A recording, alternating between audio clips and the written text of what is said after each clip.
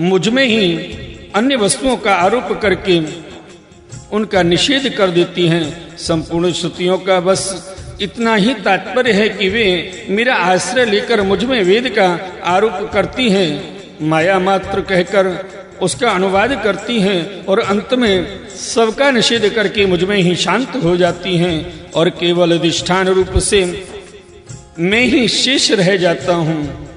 बोले श्रीमद् भागवत महापुराण की जय। बोले श्रीमद् भागवत महापुराण की जय। आइए भक्त वृंदो, श्रीमद् भागवत महापुराण के एकादश स्कंद में 22वां अध्याय तत्वों की संख्या और पुरुष प्रकृति के विवेक का वर्णन श्रवण करें। उद्धव जी ने कहा, प्रभु विशेश्वर ऋषियों ने तत्वों की संख्या कितनी बतलाई है? आपने तो अभी 19वें अध्याय में 9, 11, 5 और 3 अर्थात कुल 28 तत्व गिनाए हैं। यह तो हम सुन चुके हैं, किंतु कुछ लोग 26 तत्व बतलाते हैं तो कुछ 25, कोई 7, 9 अथवा 6 स्वीकार करते हैं, कोई 4 बतलाते हैं तो कोई 11 है।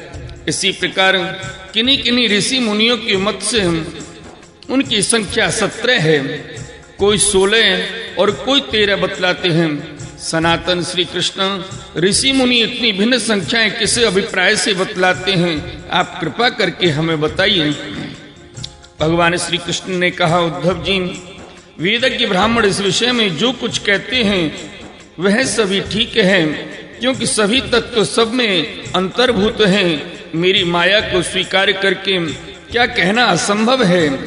जैसा तुम कहते हो वह ठीक नहीं है, जो मैं कहता हूं वही यथार्थ है।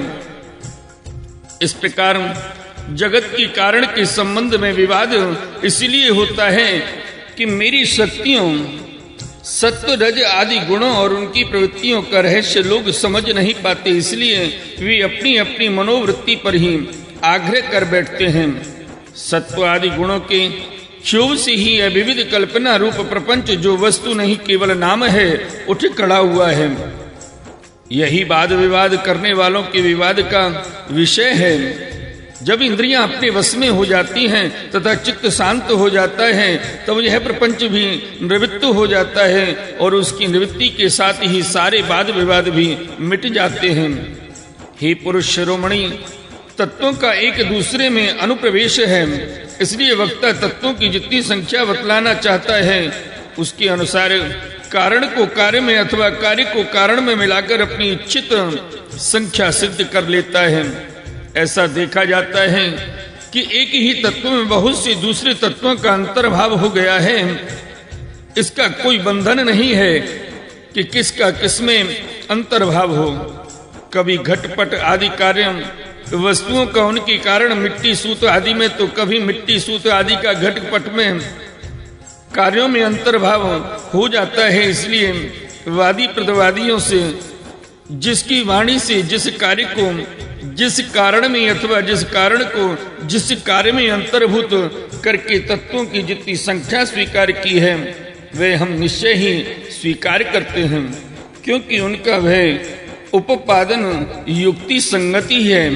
हे उद्धव जी, जिन लोगों ने 26 संख्या स्वीकार की है वे ऐसा कहते हैं कि जीव अनादि काल से अविद्या से ग्रस्त हो रहा है, वह स्वयं अपने आप को नहीं जान सकता। उसे आत्मज्ञान कराने के लिए किसी अन्य सर्वज्ञ की आवश्यकता है। इसलिए प्रकृति के कार्य कारण रूप 24 तत्व, 25वां पुरुष और 26वां ईश्वर, इस प्रकार कुल 26 तत्व स्वीकार करने चाहिए। 25 तत्व मानने वाले कहते हैं कि शरीर में जीव और ईश्वर का अणुमात्र भी अंतर या भेद नहीं है, इसलिए उनमें भेद की कल्पना व्यर्थ है। रही ज्ञान की बात, सुत सत्वात्मिका प्रकृति का गुण है। तीनों गुणों की साम्यावस्था की प्रकृति है, इसलिए सत्व रज आदि गुण आत्मा के नहीं प्रकृति के ही हैं। इन्हीं के द्वारा जगत की स्थिति, उत्पत्ति और प्रलय हुआ करते हैं। इसलिए ज्ञान आत्मा का गुण नहीं प्रकृति का ही गुण सिद्ध होता है। इस प्रसंग में सत्वगुण ही ज्ञान है, रजोगुण ही कर्म है और तमोगुण ही अज्ञान कहा गया है। और गुणों में क्षोभ उत्पन्न करने वाला ईश्वर ही काल है और सूत्र अर्थात महतत्व ही स्वभाव है। इसलिए 25 और 26 तत्वों की दोनों ही संख्या युक्ति संगत है।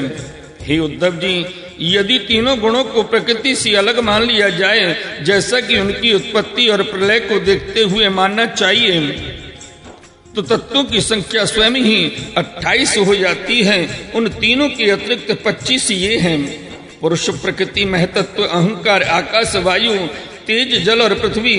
ये 9 तत्वों में पहले ही गिना चुका हूँ। श्रोत्र, त्वचा, चक्षु, नासिका और रसना, ये 5 ज्ञानेंद्रिय, वाक, पाणी, पाद, वायु और उपस्थ, ये 5 कर्मेंद्रिय तथा मन जो कर्मेंद्रिय और ज्ञानेंद्रिय दोनों ही हैं। इस प्रकार कुल 11 इंद्रियां तथा शब्द, स्पर्श, रूप, रस और गंध, ये ज्ञानेंद्रियों के 5 विषय। इस प्रकार 3, 9, 11 और 5 सब मिलाकर 28 तत्व होते हैं। कर्मेंद्रियों के द्वारा होने वाले 5 कर्म, चलना, बोलना, मल त्यागना, पेशाब करना और काम करना, इनके द्वारा तत्वों की संख्या नहीं बढ़ती। इन्हें कर्मेंद्रिय स्वरूप ही मानना चाहिए। सृष्टि के आरंभ में कार्य 11 इंद्रिय और पंचभूत और कारण महतत्व आदि के रूप में प्रकृति ही रहती है। वही सत्व गुण, रजोगुण और तमोगुण की सहायता से जगत की स्थिति, उत्पत्ति और संहार संबंधी अवस्थाएं धारण करती हैं। अव्यक्त पुरुष तो प्रकृति और उसकी अवस्थाओं का केवल साक्षी मात्र बना रहता है। महतत्व आदि कारण धातुएं विकार को प्राप्त होते हुए पुरुष के ईश क्षण से शक्ति प्राप्त करके परस्पर मिल जाते हैं और प्रकृति का आश्रय लेकर उसी के बल से ब्रह्मांड की सृष्टि करते हैं। हे उद्धव जी, जो लोग तत्वों की संख्या 7 स्वीकार करते हैं, उनके विचार से आकाश, वायु, तेज, जल और पृथ्वी, ये 5 भूत, 6ठा जीव और 7वां परमात्मा जो साक्षी जीव और साक्ष्य जगत दोनों का अधिष्ठान है, यही तत्व है। देह, इंद्रिय और प्राणिधि की उत्पत्ति जो पंचभूतों से ही हुई है, इसीलिए वे इन्हें अलग नहीं गिनते। जो लोग केवल 6 तत्व स्वीकार करते हैं, वे कहते हैं कि 5 भूत हैं और 6ठा है परम पुरुष परमात्मा। वह परमात्मा अपने बनाए हुए पंचभूतों से युक्त होकर देह आदि की सृष्टि करता है और उनमें जीव रूप से प्रवेश करता है। इस मत के अनुसार जीव का परमात्मा में और शरीर आदि का पंचभूतों में समावेश हो जाता है। जो लोग कारण के रूप में 4 ही तत्व स्वीकार करते हैं, वे कहते हैं आत्मा से तेज, जल और पृथ्वी की उत्पत्ति हुई है और जगत में जितने पदार्थ हैं सब इन्हीं से उत्पन्न होते हैं। वे सभी कार्यों का इन्हीं में समावेश कर लेते हैं। जो लोग तत्वों की संख्या 17 बतलाते हैं, वे इस प्रकार गणना करते हैं: 5 भूत, 5 तन्मात्राएं, 5 ज्ञानेंद्रिया, 1 मन और 1 आत्मा। जो लोग तत्वों की संख्या 16 बतलाते हैं, उनकी गणना भी इसी प्रकार है। अंतर केवल इतना है कि वे आत्मा में मन का भी समावेश कर लेते हैं और इस प्रकार उनकी तत्व संख्या 16 रह जाती है। जो लोग 13 तत्व मानते हैं, वे कहते हैं कि आकाश आदि 5 भूत, श्रोत्रादि 5 ज्ञानेंद्रिया, 1 मन, 1 जीवात्मा और परमात्मा, ये 13 तत्व हैं। 11 संख्या मानने वाले 5 भूत, 5 ज्ञानेंद्रिया और उनके अतिरिक्त 1 आत्मा का अस्तित्व स्वीकार किया है। जो लोग 9 तत्व मानते हैं, वे आकाश आदि 5 भूत और मन, बुद्धि, अहंकार, ये 8 प्रवृत्तियां और 9वां पुरुष, इन्हीं को तत्व मानते हैं। हे उद्धव जी, इस प्रकार ऋषि मुनियों ने भिन्न भिन्न प्रकार से तत्वों की गणना की है। सबका कहना उचित ही है, क्योंकि सबकी संख्या युक्ति युक्त है। जो लोग तत्व ज्ञानी हैं, उन्हें किसी भी मत में बुराई नहीं दिखती। उनके लिए तो सब कुछ ठीक ही है। उद्धव जी ने कहा, श्याम सुंदर, यद्यपि स्वरूप पतः प्रकृति और पुरुष दोनों एक दूसरे से सर्वथा भिन्न हैं, तथापि वे आपस में इतने घुल मिल गए हैं कि साधारणतः उनका भेद नहीं जान पड़ता। प्रकृति में पुरुष और पुरुष में प्रकृति अभिन्न से प्रतीत होते हैं। इनकी भिन्नता स्पष्ट कैसे हो? हे कमल नयन श्री कृष्ण, मेरे हृदय में इनकी भिन्नता और अभिन्नता को लेकर बहुत बड़ा संदेह है। आप तो सर्वज्ञ हैं, अपनी युक्ति युक्त वाणी से मेरे संदेह का निवारण कीजिए।